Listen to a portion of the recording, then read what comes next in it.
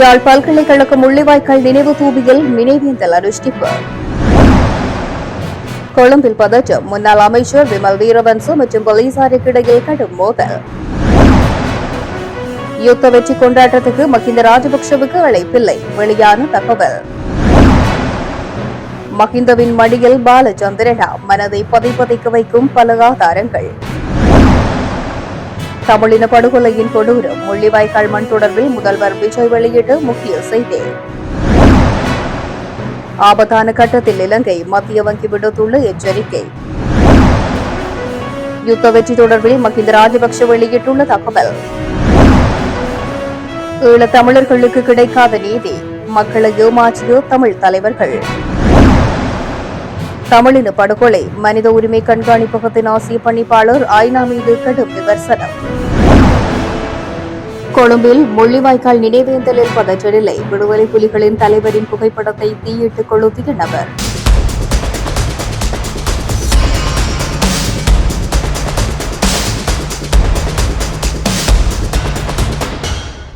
யாழ்ப்பாண பல்கலைக்கழகத்தில் அமைக்கப்பட்டுள்ள முள்ளிவாய்க்கால் நினைவு தூபியில் முள்ளிவாய்க்கால் நினைவேந்தல் இடம்பெற்றது. யாழ்ப்பாண பல்கலைக்கழக மாணவர் ஒன்றியத்தின் ஏற்பாட்டில் இந்நினைவேந்தல் நிகழ்வு இடம்பெற்றது. இதன்போது இறுதி யுத்தத்தில் உயிர் நீத்தவர்களுக்கு சுடரேற்றி மலர் தூவி அஞ்சலி செலுத்தப்பட்டது. குறித்த இந்நினைவேந்தலில் பல்கலைக்கழக மாணவர்கள், விரிவுரையாளர்கள், பொதுமக்கள் என்று பலர் கலந்து கொண்டனர்.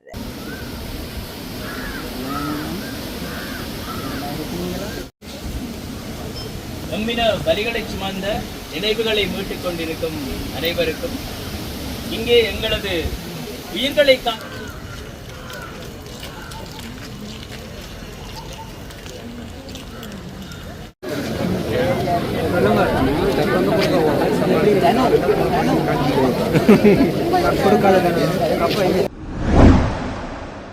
முன்னாள் அமைச்சர் விமல் வீரவன்ச மற்றும் போலீசாருக்கு இடையில் மோதல் நிலை வெடித்துள்ளது.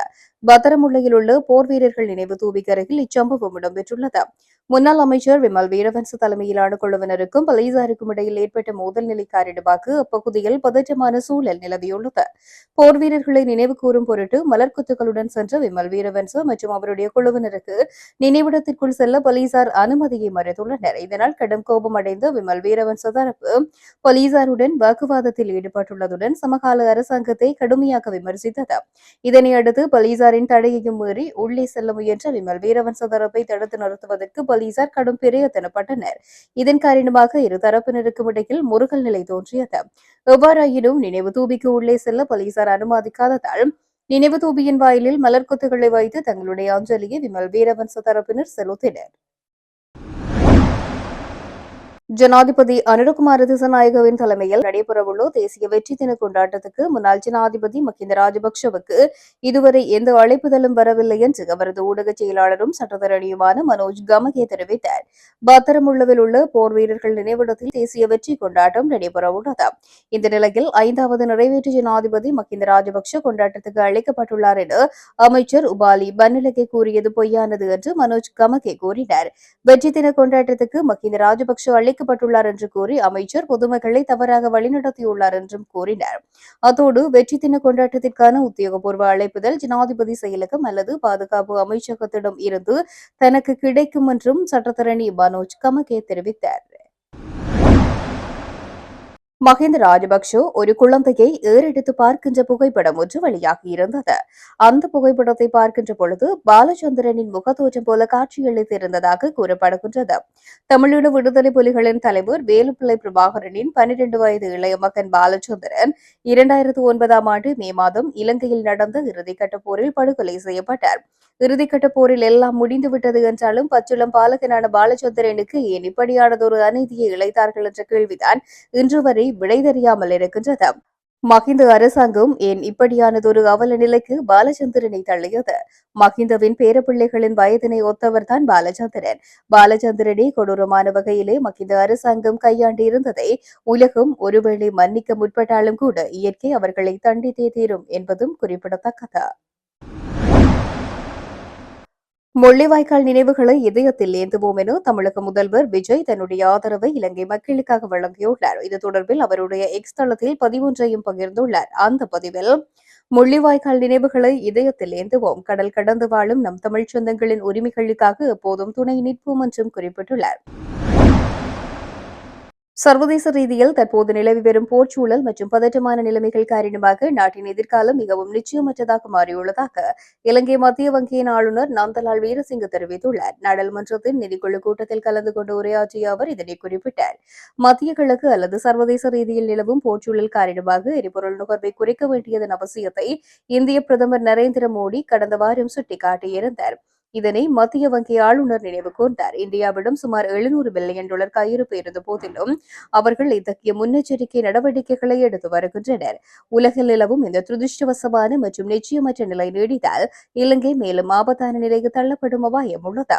தற்போதைய வேகமான மாற்றங்களுக்கு மத்தியில் அடுத்த 3 மாதங்களுக்குள் என்ன நடக்கும் என்பதை கூட துல்லியமாக கணிப்பது கடினம் என இலங்கை மத்திய வங்கியின் ஆளுநர் நந்தலால் வீரசிங்க தெரிவித்துள்ளார். இதேவேளை நிலைமையை கட்டுப்படுத்த இந்தியாவில் ஏற்கனவே அரசு ஊழியர்களை வீட்டிலிருந்தே வேலை செய்ய அறிவுறுத்தப்பட்டுள்ளதாக நிதிக்குழுவின் தற்காலிக தலைவர் ரவூப் ஹக்கீம் சுட்டிக்காட்டினார். இலங்கையிலும் இதுபோன்ற மாற்று வழிமுறைகள் குறித்து நிதி அமைச்சு உடனடியாக கவனம் செலுத்த வேண்டும் என்றும் இந்த கூட்டத்தில் வலியுறுத்தப்பட்டது. யுத்தம் முடிவடைந்து இந்த தினத்தை கொண்டாடுவதையிட்டு மகிழ்ச்சி அடைகின்றன என முன்னாள் ஜனாதிபதி மஹிந்த ராஜபக்சே தெரிவித்திருக்கின்றார்.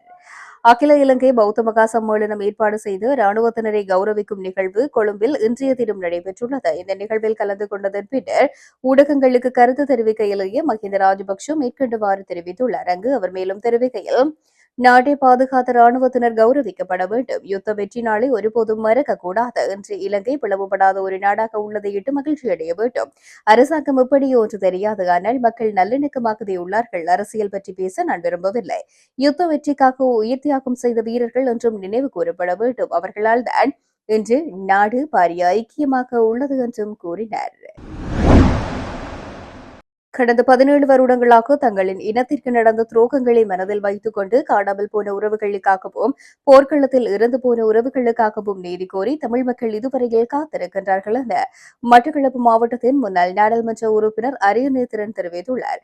ஊடகம் ஒன்றிற்கு வழங்கிய நேர்காணலின் போது இவ்வாறு குறிப்பிட்ட அவர் அதில் மேலும் குறிப்பிட்டிருப்பதாவது, தமிழ் மக்கள் இழந்த இழப்பிற்கான நீதியை வாங்கித் தருவதாக கூறி ஆட்சிக்கு வந்த தமிழ் தலைவர்கள் இதுவரையில் எந்தவித நடவடிக்கையும் எடுக்கவில்லை. ஏனெனில் சிங்களமயமாக்கலை ஆதரிக்கும் சுமந்திரன் போன்றவர்கள்தான் தற்போது தேசியத்திற்குள் இருக்கின்றார்கள். தமிழ் தேசியத்திற்குள் இருக்கின்றார்கள். இவர்கள் எப்போதும் தமிழ் மக்களுக்கான நியாயத்தை வாங்கி தரப்போவதில்லை. ஏனெனில் தமிழ் மக்களோடு இருப்பவர்களுக்கே அவர்களின் வலியும் வேதனையும் புரியும். சிங்கள தலைவர்களுடன் இணைந்து பணியாற்றும் தலைவர்கள் கட்சிக்குள் வந்து தலைமை பதவிக்காக அடித்துக் கொள்கின்றார்கள். உண்மையில் இது தமிழினத்துக்கே அவமானத்தை ஏற்படுத்துகின்ற ஒரு விடயம் என்றார். சர்வதேச மனித உரிமை அமைப்புகள் முள்ளிவாய்க்கால் படுகொலையில் பாதிக்கப்பட்ட தமிழர்களின் பக்கம் நிற்பது முக்கியம் என்று முள்ளிவாய்க்காலில் நடைபெற்ற நினைவேந்தல் நிகழ்வுகளில் கலந்து கொண்டு மனித உரிமை கண்காணிப்பகத்தின் ஆசிய பணிப்பாளர் எலைன் பியர்சன் தெரிவித்துள்ளார். இலங்கை அரசாங்கத்தின் அழுத்தங்களை மீறி இன்று முள்ளிவாய்க்கால் பகுதிக்குள் சென்ற அவர் தமிழ் மக்கள் மீது நடத்தப்பட்ட கொடுமைகளுக்கு பொறுப்பு கூறல் மற்றும் நீதி வழங்கப்பட வேண்டிய சர்வதேச முயற்சிகளுக்கும் முள்ளிவாய்க்காலில் வைத்து அழைப்பு விடுத்துள்ளார். பாதிக்கப்பட்ட தமிழ் மக்களுக்கு ஆதரவாக இருப்பதற்கும் போரின் இறுதிக் கட்டத்தில் பல்லாயிரக்கணக்கான மக்கள் கொல்லப்பட்ட மிக முக்கியமான இடமான முள்ளிவாய்க்காலில் மனித உரிமை கண்காணிப்பகம் என்று பிரசன்னப்பட்டமை மிகவும் முக்கியமானது என்றும் கூறினார். 17 ஆண்டுகள் கடந்தும் இதுவரை எந்தவொரு பொறுப்பு கூறலும் இல்லை எனவும் காணாமலாக்கப்பட்ட தங்களது உறவினர்கள் குறித்து பல பதில்களை பல தமிழ் குடும்பங்கள் தொடர்ந்து தேடி வருவதாகவும் பியர்சன் குறிப்பிட்டார். அர்த்தமுள்ள பொறுப்பு கூறலுக்காக அடுத்தடுத்து எடுக்கப்பட்ட சர்வதேச முயற்சிகளின் தோல்வியையும் பியர்சன் விமர்சித்தார்.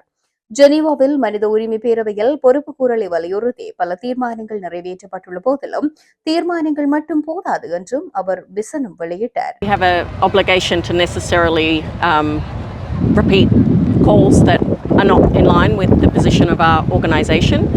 I think, we are here today because, for the past 17 years, actually for the past 30 years, Human Rights Watch has been documenting the many horrible abuses that were perpetrated during this armed conflict. I myself was in New York 17 years ago, and I remember the phone calls that we were getting day after day from family members who were so desperately searching for loved ones.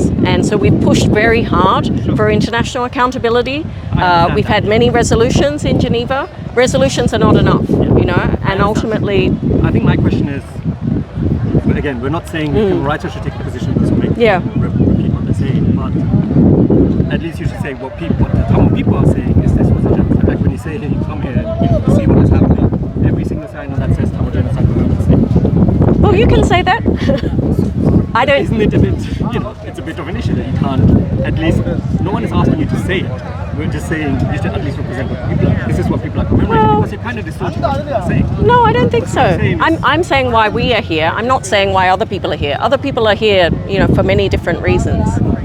So, yeah, I don't actually see it as a conflict at all. And also, I've seen many T-shirts also saying war crimes, remembrance. Yeah.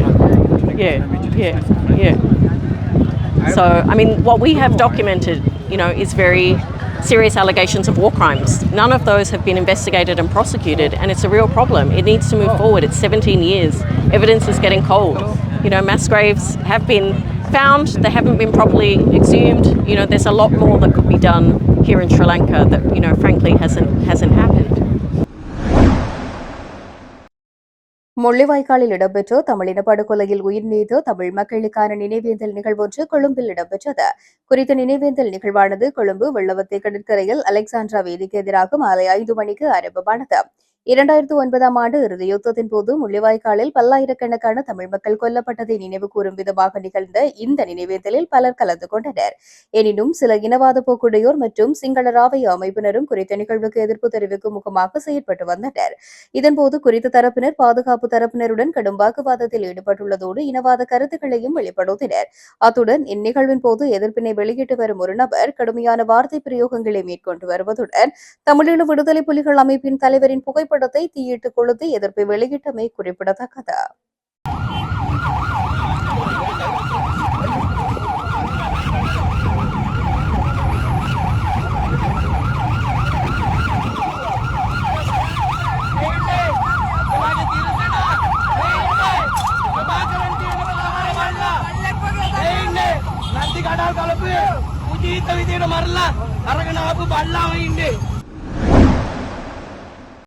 நான் நாடு திரும்பியதும் கைது செய்யப்படலாம் என்று யாழ் மாவட்ட நாடாளுமன்ற உறுப்பினர் ராமநாதன் அர்ஜுனா நேற்றைய தினம் தெரிவித்திருந்தார்.